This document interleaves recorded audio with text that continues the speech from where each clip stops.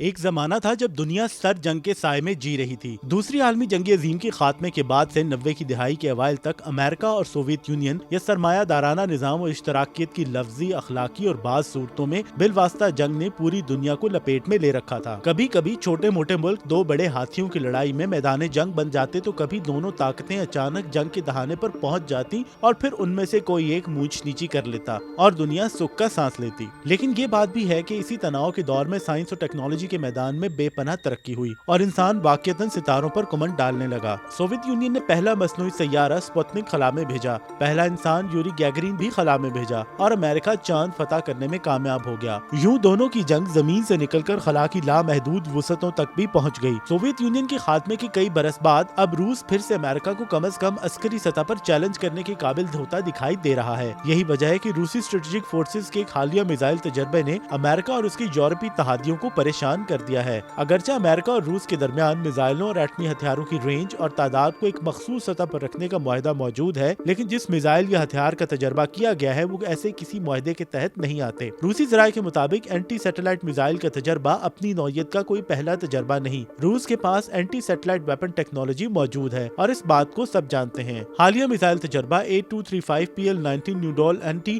Ballistic satellite weapon کا تجربہ تھا، جس کے ذریعے کاسموس 1408 سیارے کو نشانہ بنایا گیا۔ یہ سیارہ 1982 میں لانچ کیا گیا تھا اور اب سے کئی برس پہلے ناکارہ ہو چکا تھا۔ روسی حکام کے مطابق ان کے اینٹی سیٹلائٹ ویپن نے اپنے ہدف کو ٹھیک ٹھیک نشانہ بنایا اور یہ تجربہ بہت کامیاب رہا۔ دوسری طرف امریکہ اس بات کو لے کر رو رہا ہے کہ روس کے تجربے سے زمین کے گرد گھومنے والے بہت سے مصنوعی سیاروں، خاص طور پر بین الاقوامی خلائی اسٹیشن پر موجود خلا بازوں کی جانوں کو خطرہ تھا۔ خلائی اسٹیشن پر امریکن اور یورپی خلا بازوں کے ساتھ روسی خلا باز بھی موجود ہیں۔ اسی طرح امریکہ کے مطابق چینی خلائی اسٹیشن کو بھی اس تجربے سے خطرہ تھا۔